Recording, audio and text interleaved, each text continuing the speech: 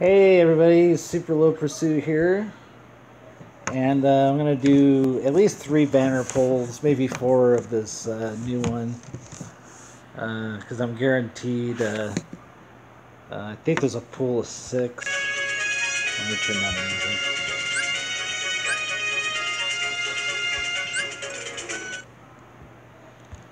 music. Okay. Yeah, 1, 2, 3, I pull a 5 it looks like.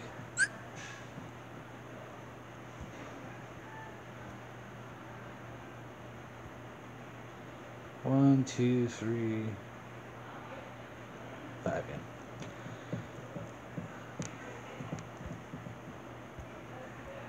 Let's see, they're all at least tier 6. Yeah. So yeah, I think I'm gonna go for it. For a start, I think I'm gonna clear out.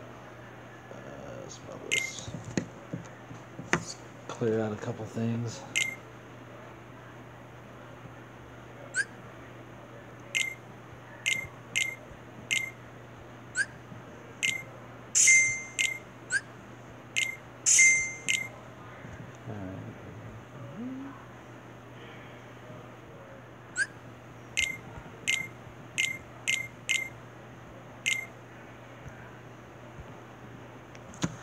All right.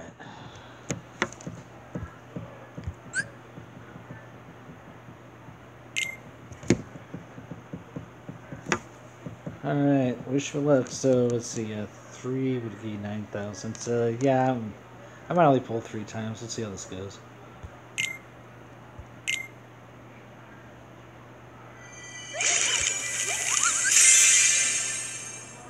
Ooh, nice. Oh, and that's supposed to be the good one, I think. 2 dots. All right. Boosted. I got a 5-star croc. Apparently, I never got that before. Yeah, Timeless River Sora. I need that one. I think the rest of this is just crap. So, all right. Not bad. Not bad at all. Let's go again.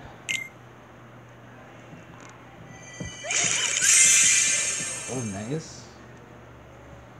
So that is the HD Final Form Sora 2 dots. And Marluxia, probably wouldn't hurt to have that. I think I need H2 Kyrie. Shion, I think.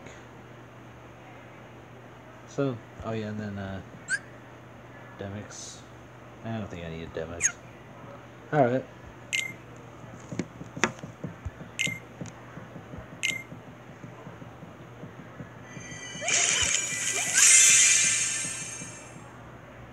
Alright, so let's see, we got HD Zexion, 1 dot.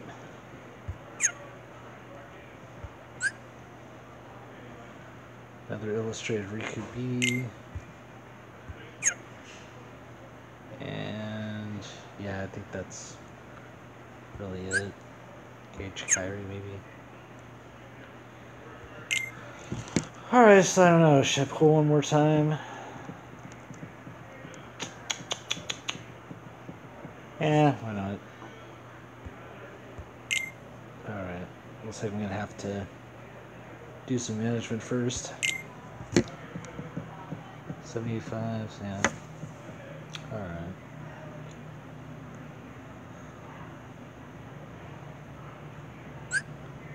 That one's already maxed out.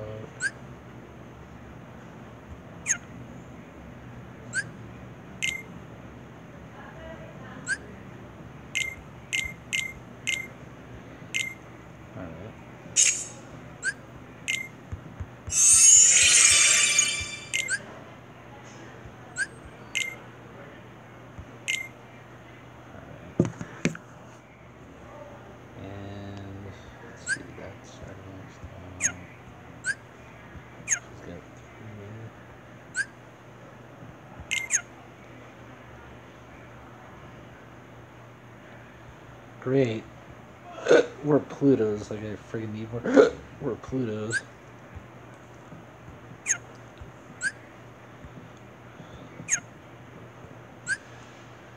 Oh, that's right. I was just selling. I don't know why I keep pulling Pluto.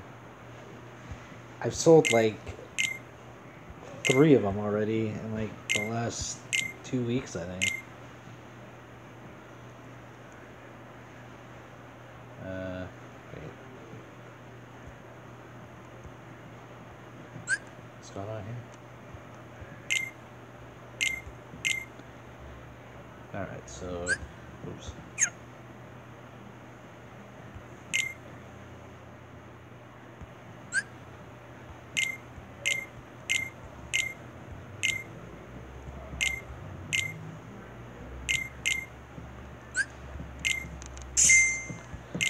Alright,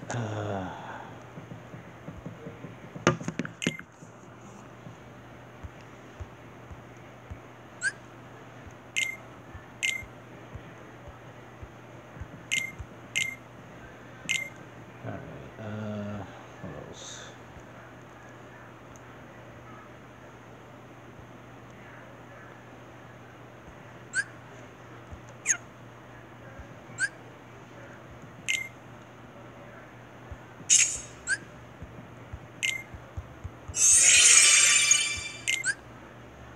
Oh, yeah, that was good.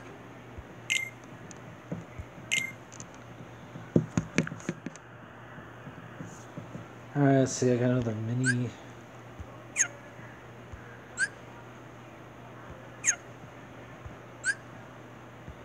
Let's do 2 of these now. I think I'm going to go ahead and combine these. So we have DB2, defense. She's got offense.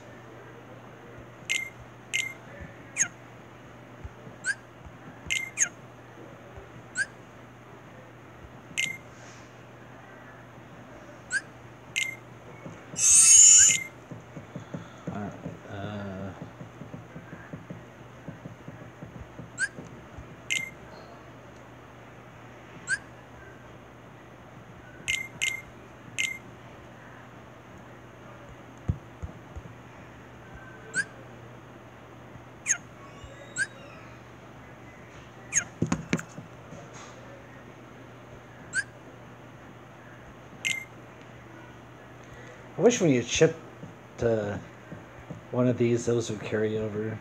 It's the only thing that I don't like about this, but that's alright. I don't think I'm going to be using mini anymore.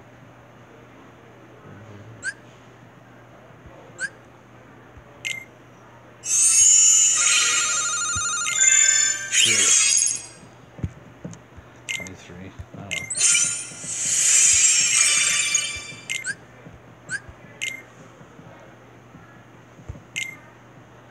I was just trying to clear a spot. I got 2 rerolls. So supposedly there's a Kingdom Hearts stream, an official one, and it's rumored that there's going to be a guillotine event for the end of the year. Which would be nice because I really got to clean crap up.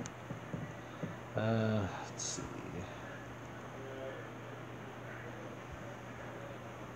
See, I got you, but you already have a trait, don't you? Oh, you don't. Alright.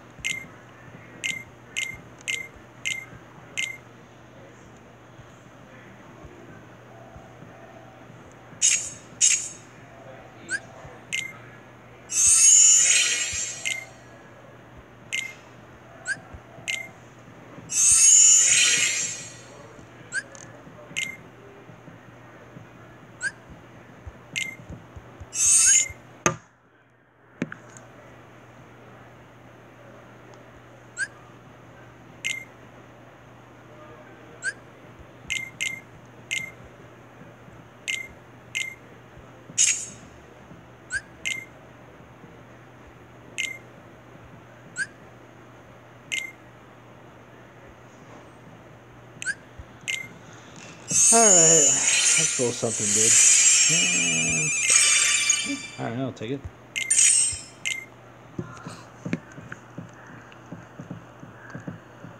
Alright, what else? Still gotta clear out 3 more. Yeah, Shion. Well, I guess I just go ahead and I have a reroll now. Let's just go for it. Now, which one do I want to keep? Do none of them have traits? Oh, Ariel. Okay, so I lock you and don't lock you. Yeah, I'm not gonna worry about that. Okay.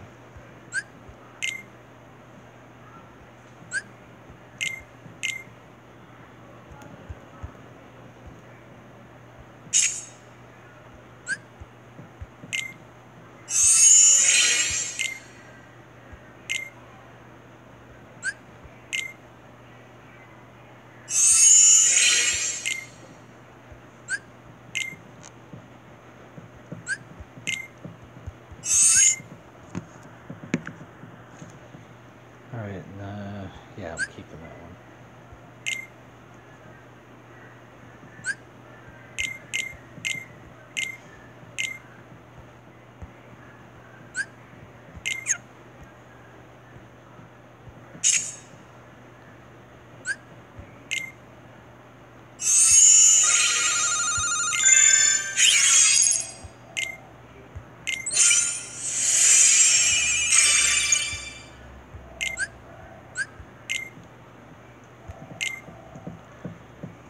So, it's serviceable.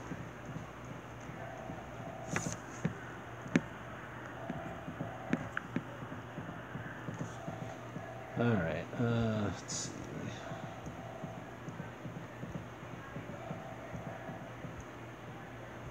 Clear out 1 more.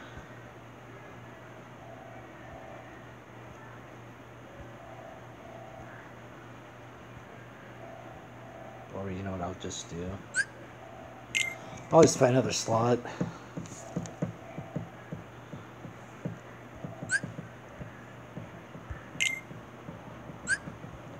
Alright. So yeah, this will be the last one. Pull 4.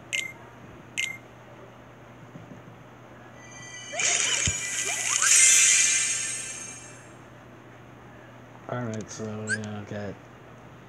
That was the one I wasn't so concerned about. Oh well. I get anything. I think that's only my second one or her. I think I needed you. Probably you. And you. Oh, yeah. And you too, probably. Alright. Well, if you want to keep watching, I'll probably clean up some of these medals before I call it a video. Let's see. And I'm just going to put, I'm kind of in the middle of this episode, I'm just going to put on the TPTL podcast in the background. Give me a minute.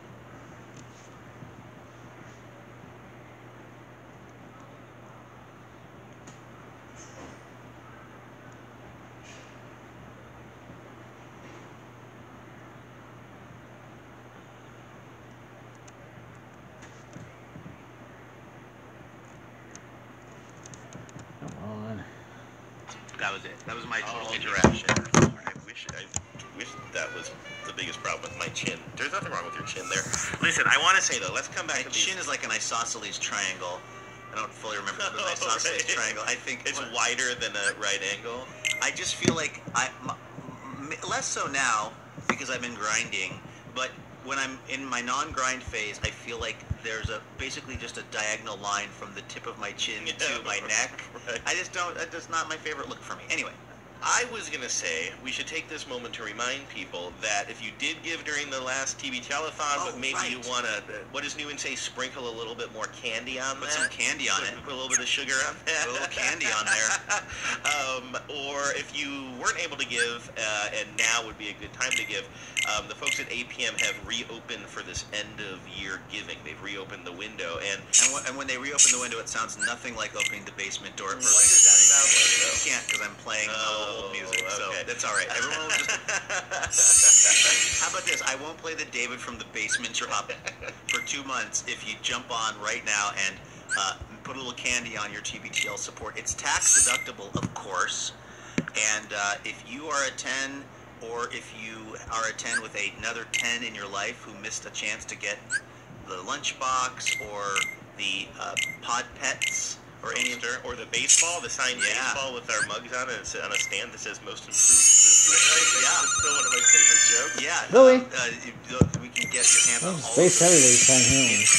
if you send in your request by the end of today. Well, actually, you can get any of those things up and through the end of the year, but if you want it in time for Christmas, definitely get that in by midnight tonight. Of course, we're taping this in the afternoon, so time is ticking. By the way, I did ask Emily. Emily is now, she's taken over for Amy Wu, and she said that she's keeping all of the premiums down. Oh my God. In the basement, yeah. Do you know that literally scared me? I have on these studio quality headphones, and I did not know you were going to make that sound, and it played it in stereo. I know. And I thought that somebody had just busted through the door into the room. I froze in terror. I'm not kidding. You know that feeling when you're totally shocked by something, but your reaction is not to jump or make a noise, but it's to actually be more still? Mm-hmm. I felt like a controlled lightning bolt went through the middle of my body when you played that sound. You've had way too much coffee. We're also expecting some folks to swing by here for our Christmas show, so at some point that door will just open up. So please don't play that sound effect when that's also happening, because it was the stereophonic nature of it too. Like it sounded like something else in my ear initially, and I was like, whoa, I guess I am carrying a little more tension than I thought. I just found that randomly on the internet. I was hoping it was going to be more of a squeaky door, but it wasn't. But anyway, thank you everybody for donating. And again, if you want to get these little last-minute gifts, it's not too late. And in particular, today, Fred, Laurel, Stephanie, and Robert, thank you so much. If you could just, you've done so much for the show, but if you could just take a moment out of your day to write a letter to Alaska Beyond Magazine, ask them to please print a retraction over the distributor of the Livewire radio. Demand it. Yes. Demand it.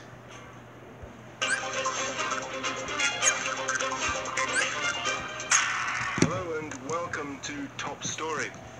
All right. I am excited, actually, Andrew, to discuss this particular event and piece of tape with you, because I don't think you've actually listened through to the whole thing, correct? No, I have. Oh, you I have. listened to the whole thing, but I didn't read any context for it. It's related Really? which includes Durs and David from the Basement. And he said, also, have you guys seen this?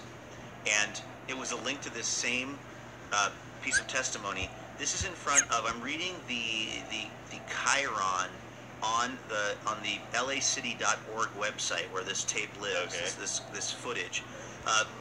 It says it's a Los Angeles City Council meeting. I believe it says December 6th of 2017, public comment non-agenda item. So that's actually a lot of context. It is. And it also means this went down like 2 days ago from when we're recording this. And a kid, I presume, or a man, I hope to God, in his 20s, you don't get a close-up view of the person giving the testimony. It's kind of a shot from a stationary camera up, probably in the, up on the wall. So somebody who I presume is in their early 20s steps up to make an impassioned speech about house parties. Take a listen to this. Next speaker. Yes, sir. Identify yourself. What up, Council? My name is Chad Kroger. I'm an activist and house party enthusiast. Over the past week, I've been in a state of deep despair upon hearing the news that LA is trying to outlaw house parties in the Hollywood Hills. Is this a Kyle Mooney character? Is this literally Kyle Mooney? I have an update. You want me to hold it?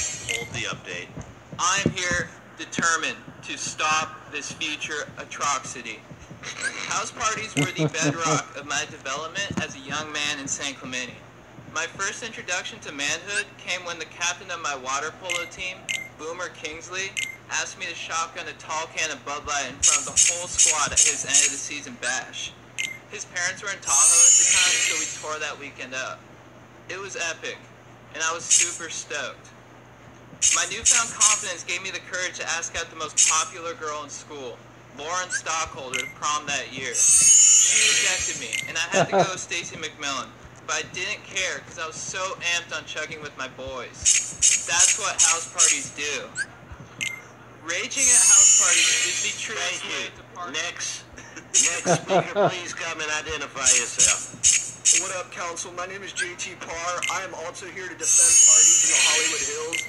I grew up like most kids, worried I couldn't bench 2 plates, that I wouldn't fit in, that I wouldn't find love. Then I discovered partying, and suddenly all those worries went to the wayside. I didn't need love. I had keg stands. I discovered I was great at raging, and it revealed wonderful things about myself. By the way, I had no idea that the JT also talked. Neither did I. It's the first time I've heard this I'd only part. watched How the do first I couple. want I to? could relate to bros, regardless of what kind of bro they were. I could be at a party and moon people, and everyone would laugh, be witty. Or I could play beer pong and compete with real integrity. In short, I fulfilled my potential. If you outlaw house parties, you may keep the volume down, but an externality is that you may keep people from bonding. America needs bonding. Okay, as if this already weren't a dead giveaway. We need to put aside their differences and find common joy. There's So no yeah, more I'm effective not gonna environment for that than a draw the freaking big rager. rooms on that This yet. is the best exemplified in me and Chad's But relationship. I am We gonna were throw. So star-crossed. what does He a that cost? surfer, me a 4? bodyboard. Thank you. And I want to welcome you to LA Council's Bill and Ted's excellent adventure. Wow. I also hadn't heard the council member kind of just like freestyling it there. According to what I'm reading here, that is City Council President Herb Wesson, who is known for running a brisk meeting. He acknowledged the pair with their act with he acknowledged the pair and their act with a smile before moving on to the next speaker. I wanted to talk about this today because I knew that if we gave it the weekend, that we would figure out who these guys were and find out that they're part of ASCAT at like the Improv Olympic. You know what I mean? Like that they're like they're improv folks. I know it's Is that the one definitely I'm gonna characters, lose? but I kind of love it, and I kind of wanted to have the weekend to pretend that they were real people, but I don't even think I got that much time. You did not. Exactly 1 hour and 15 minutes ago, Dakota Smith, a reporter for the Los Angeles Times. Which, by the way, sounds like a good bro name. Yes. She is not a bro, though. Los Angeles, okay. The people are... Oh, I'm just going to read this directly to you instead of scanning ahead. Chad Kroger urged the council members So, to abandon the yeah, I plan to think I'll go regulate with the that. parties. Kroger, who spoke with a Jeff Spicoli-inspired accent, recounted one high school party, etc., that we just heard. His pal J.T. Parr testified as well. Kroger and Parr are played by Tom Allen and John Parr, two West Hollywood-based comedians who run a web series called Chad Goes Deep. They've also done this at the San Clemente City Council meeting to urge leaders to commemorate the late actor Paul Walker by chiseling his image into a coastal bluff. So this is, you listen to that tape, these are obviously not real guys, these are characters. Yeah, you can hear that immediately. Nobody is shocked by that. You don't have to be cranky Andrew trying to take the fun out of things to know that these are two people who are spinning up the council a bit. But somehow, when it's linked to some sort of web series and it's like a pranky publicity move, that bums me out. More than like the back at it again with the white vans, which wasn't a prank, but it really was just two kids goofing around. Right, like if this would have just been, if these would have been two actual teenagers who just wanted to kind of do a little performance art, but not as part of a larger like professional comedy career or attempt to, develop their career. Because now everybody, I'm sure, is Googling Chad Goes Deep and they're getting a bunch of clicks. And like doing this for clicks, it's a very, I guess, fine distinction, but for some reason in my head, you know me, I'm not a big fan of like the prank kind of stuff anyway, and then it's like everybody's got some sort of dumbass webzine, like, we're a borderline dumbass webzine. I know, but we don't prank people. If we didn't have, what about pranking an elephant? Around, right, like if this would have just been, if these would have been two actual teenagers who just wanted to kind of do a little a little performance art, but not as part of a larger like professional comedy career or attempt to develop their career. Because now everybody, I'm sure, is Googling Chad Goes Deep, and they're getting a bunch of clicks. And like doing this for clicks, it's a very, I guess, fine distinction. But for some reason in my head, you know me, I'm not a big fan of like the prank kind of stuff anyway. And then it's like everybody's got some sort of dumbass webzine, like we're a borderline dumbass webzine. I know, but we don't prank people. If we didn't have,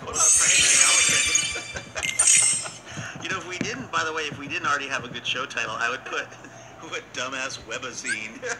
I know we're a dumbass webzine, but we're not like pranksters, and that's the big difference to me. We don't do like publicity stunts. Although I will say that I thought this was like, this seemed pretty harmless, and I did think that the characters seemed pretty funny. Although maybe the initial, and by the way, I think they got lucky that the camera shot is how it is. You kind of can't really tell who's delivering the information, so you can kind of imagine any person, any vaguely white blob, any brown area with points in the background.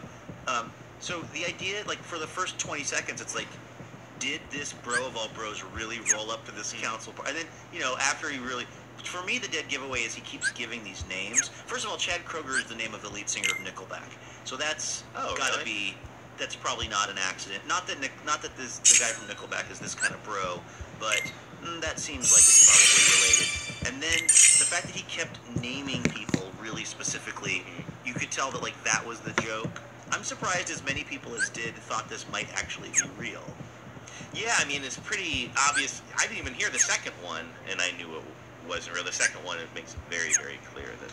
I mean, is there something, I don't know, nice about them going and in a, I think without being too disruptive, injecting a little bit of life into one of these meetings? Just like, I don't know. Yeah, I'm not mad at it. I want to make it clear. Like, I know I have a real tendency to suck the fun out of these kinds of stories. I'm not mad at this. They can do it. I just... Personally speaking, like I say, when it always inevitably gets to the line in the story where it's like, these two guys have their crazy webzine, dumbass webzine, I'm always just a little bit like, I wish it were more special than that. But if they're going, I have no problem with them doing this quickly. I don't think they derailed anything. I don't think it hurt democracy. And they did it well. I will give them credit for that. It is legitimately funny.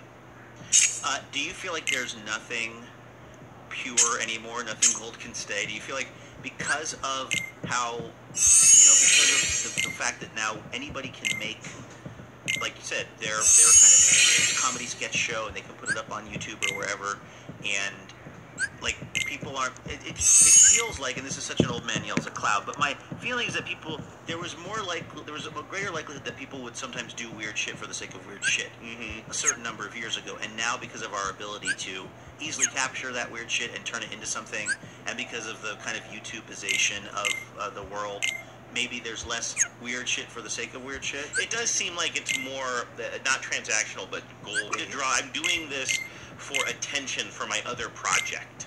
They have a project, and so they did this to get attention for it. So that's what kind of takes the fun out of it. I also think back in the day, and I don't want to be an old man yells at cloud either, but it's probably a little bit more special because you could have something like Land that was kind of mostly known in small circles. I mean, if you went too far, there were probably pockets all over the country of people who knew of this VHS tape Winnebago Man, but it was only those pockets who knew about it.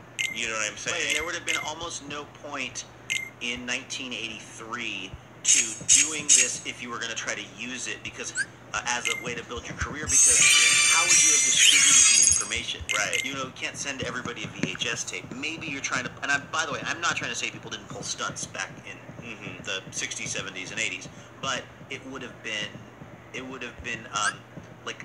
harder to get the whole nation on board with this thing that had happened. Which is why Jerky Boys actually, they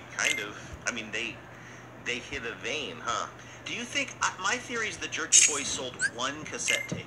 Then everybody saved it. And then everybody else in America was working off of a dub. But man, did that ever sweep the nation of boys of a certain age? The JerkyBoys.com is still a thing, so I was going to say, I bet you those guys. I know one of them is on.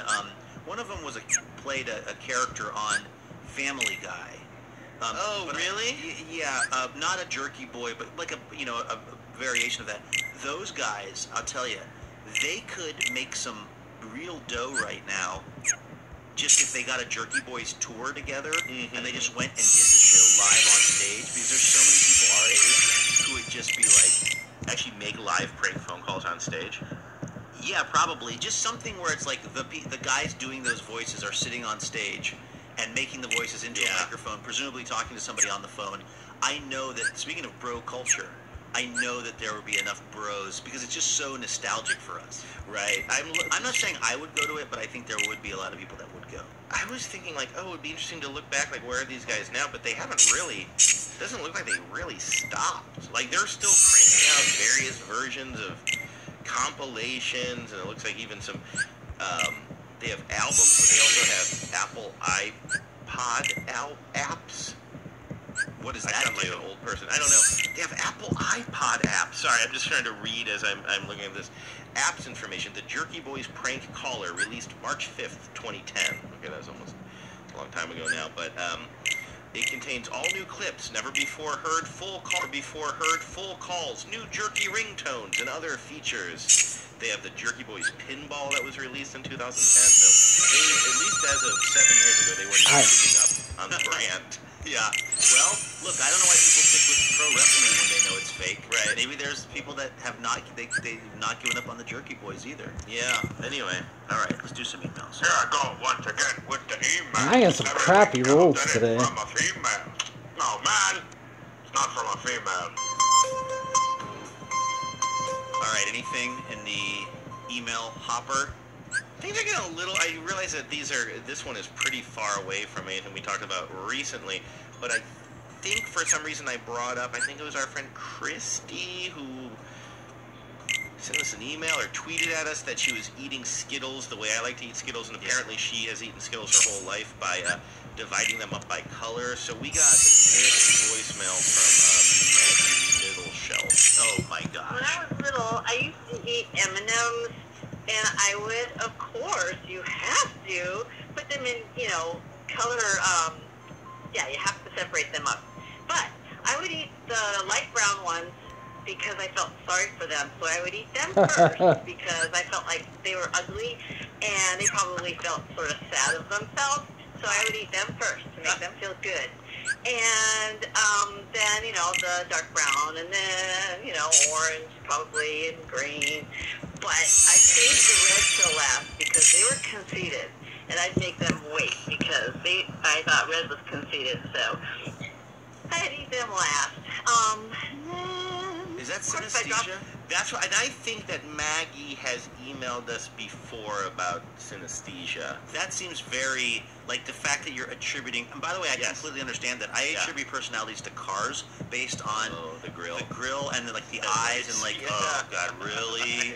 Really, Dodge Ram? I know. Like, so I do that with other inanimate objects, but not like based on the colors of candy, but I can completely understand doing it. Dude, there's a Trans Am that's cyberbullying me right now. Within an inch of your life. You know that those Trans Ams grew up to be cyberbullies. Of course. I don't, let's see. One on the ground, I couldn't pick it up and eat it, but I'd put one next to it. Oh, that's right. She dropped one. Oh, I'd eat an M&M I dropped on the ground. Of course, if I dropped one on the ground, I couldn't pick it up and eat it, but I'd put one next to it so it wouldn't be lonely. So, yes, I have a very, very intimate, relationship with candy. I love it.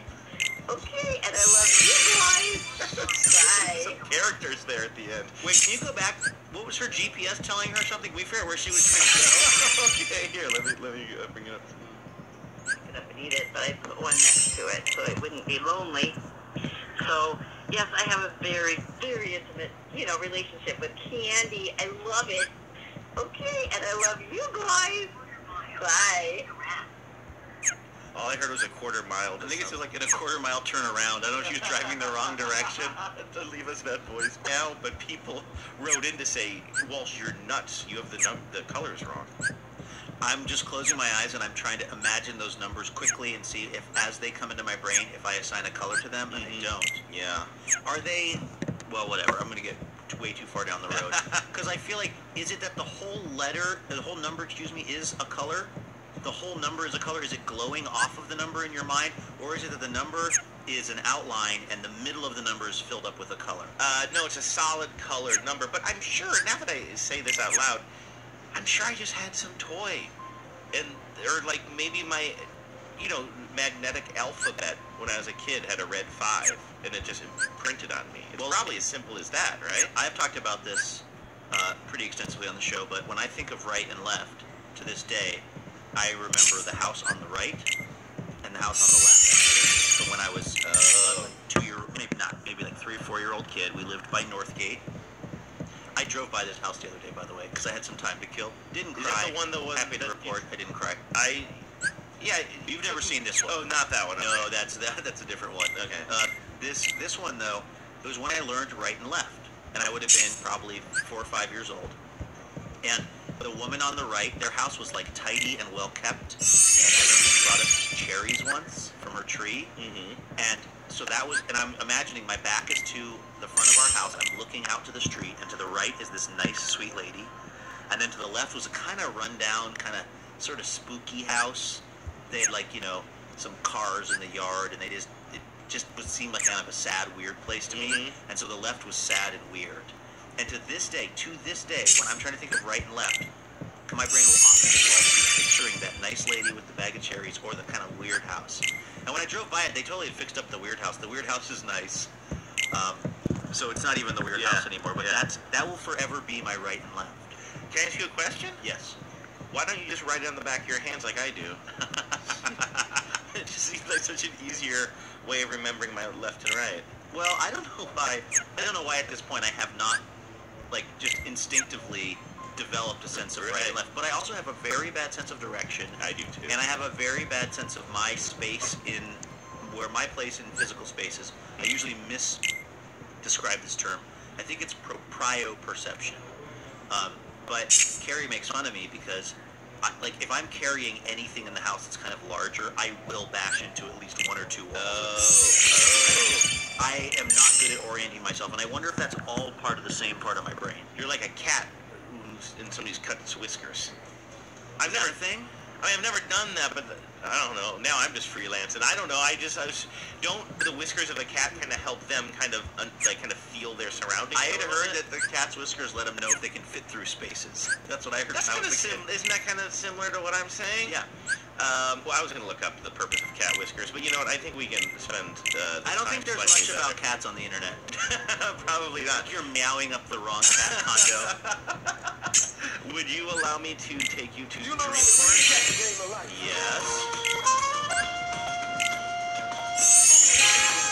All right, I got this voicemail here. I don't remember who it's from. Oh, Joanna. Hello, this is Joanna, a DC-10. I had a dream last night that I was the third podcast. I don't know. Now I'm just freelancing. I don't know. Don't the whiskers of a cat kind of help them kind of feel their surroundings? I had heard that the cat's whiskers let them know if they can fit through spaces. That's what I heard. That's kind of isn't that kind of similar to what I'm saying? Yeah. Well, I was going to look up the purpose of cat whiskers, but you know what? I think we can spend. I don't think there's much about cats on the internet. Probably not. You're meowing up the wrong cat condo. Would you allow me to take you to You know how Dream to Court? recap the game of life. Yes. All right, I got this voicemail here. I don't remember who it's from. Oh, Joanna. Sigh. This is Joanna, a DC-10. I had a dream last night that I was the third podcast host. Everybody loved me. It was very good. Little feminine touch to the show. I think right away you already have too much confidence to be a host of this podcast. A la Jen. And then I realized I wasn't getting paid. So I talked to you guys about it, and you said, oh, you gotta talk to 8 p.m. So I convened a big meeting, and they said that I wasn't gonna be paid. So I could either do it as a volunteer or I could quit. Oh, you have our agent. Fiery rage. And you guys were like, please. So, maybe I'm having some insecurities about my own employment.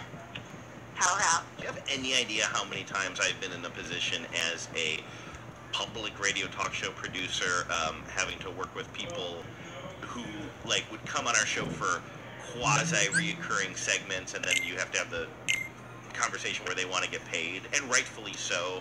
But I'm working for people who won't give me a budget to pay them, and you got to try to convince them that it's good for their project to come on the show and talk. Let's just say cars is one of it, right? Like we want to have a Tuesday cars segment every week, and then you find different people to do it, and then you kind of start using the same person a lot because you like them, and then they're like, okay, well, I'm coming in every Tuesday to do like a 15-minute segment with you.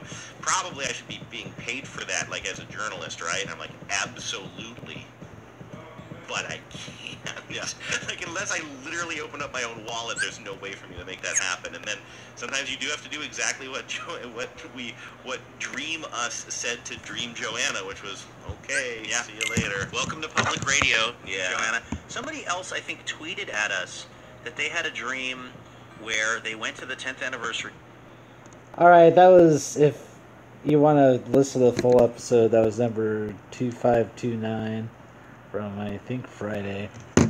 Anyways, if you're still watching this, thank you, and catch you next video. Bye.